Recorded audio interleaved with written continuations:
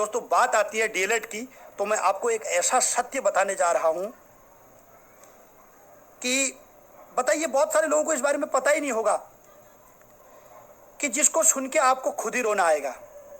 दोस्तों हमारे उत्तराखंड में आप सभी लोग जानते हैं डीएलएड की परीक्षा होती है। डीएलएड आज दो तरीके से हो रहा है उत्तराखंड में। पहले एक ही तरीके से होता था, अब दो तरीके से हो रहा है। कौन कौन से दो तरीके से हो रहा है? एक डीएलएड तो होता है दोस्तों कि जिसमें फॉर्म आते हैं और सरकार फॉर्म जारी करती है। इस साल भी फॉर्म आए थे लेकिन कोरोना की वजह से हो नहीं पाया, तो वो डीएलएड की परीक्षा कराई गई 2017 में जब।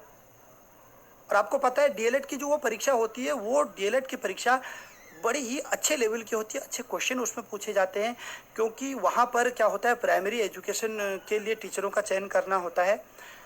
तो छात्र जो उसमें बड़ी मेहनत करते हैं, पूरे साल में हजारों स्टूडेंट अप्लाई करते हैं, उसमें से 500-600 छात्रों को चुना जाता है।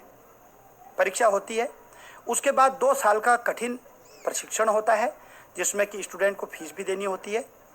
इतना सब कुछ होने के बाद 2017 से 19 वाला जो बैच था, आज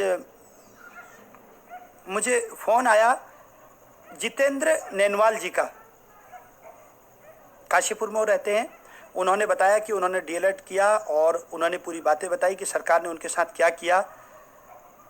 हाँ, 650 लोगों को पास किया डीएलएड में, और फिर उन लोगों ने 2 साल का प्रशिक्षण भी लिया।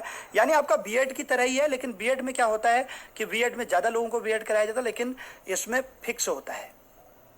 और वास्तव में जो कड़ी मेहनत करता है उसमें ऐसा भी नहीं है कि कोई सोर्स ये सब भी नहीं है, क्योंकि एक प्रशिक्षण है। प्रशिक्षण करा करके फिर शिक्षा मंत्री अरविंद पांडे जी ने बोला कि अच्छा, मुकुल जी ने लिखा है, सर आपकी बात 100% सच है। ओके, धन्यवाद, अभी बात करेंगे। तो अरविंद पांडे जी ने बोला कि हम आपको जो है नियुक्ति दिलाएंगे, और वो वीडियो भी उन्होंने मुझे दिखाया।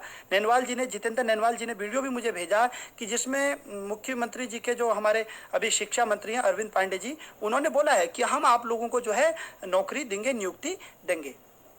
अब दोस्तों जब सरकार ने ऐसा बोला, अब बच्चे जो है 2 साल का प्रशिक्षण लेकर के भी 2019 में फ्री हो गए, तो अब सरकार को लगा भाई अब तो इनको नौकरी देनी पड़ती है, और नौकरी ये देना नहीं चाहते हैं। बैकडोर एंट्री से काम चलाते हैं, कभी अतिथि शिक्षक, कभी कुछ, कभी, और वो अतिथि शिक्षक भी रखते हैं तो उन बेचारों को भी न समय पे वेतन मिलता है, न उनको बिल्कुल एकदम लगातार ड्यूटी मिलती है, उनका भी शोषण हो रहा है। तो इन्होंने कहा कि अब नौकरी देनी पड़ती है।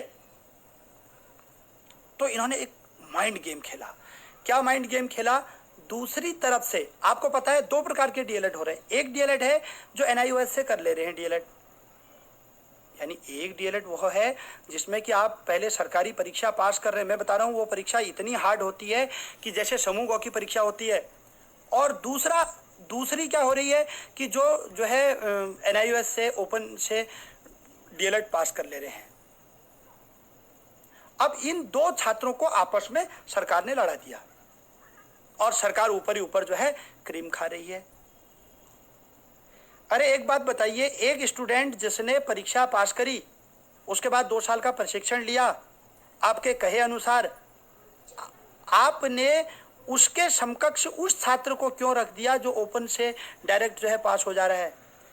बिल्कुल एक जिले में 50 सीट फिक्स होती हैं। बताइए, इतना हार्ड एग्जाम होता है, इतना हार्ड एग्जाम पास करने के बावजूद, और आज वो छात्र ठगा हुआ सा महसूस कर रहा है। मैं आपको बता दूं कि मार्च में 2020 में जो डीएलएड के छात्र हैं, उन्होंने एक संगठित होकर के देहरादून में धरना प्रदर्शन किया, आंदोलन किया, लेकिन इस सरकार ने उनके आंदोलन की बिल्कुल भी नहीं सुनी, और उसके बाद उनके आंदोलन को दबा दिया गया, जैसे फॉरेस्ट गार्ड भर्ती में जो है छात्रों के साथ हुआ।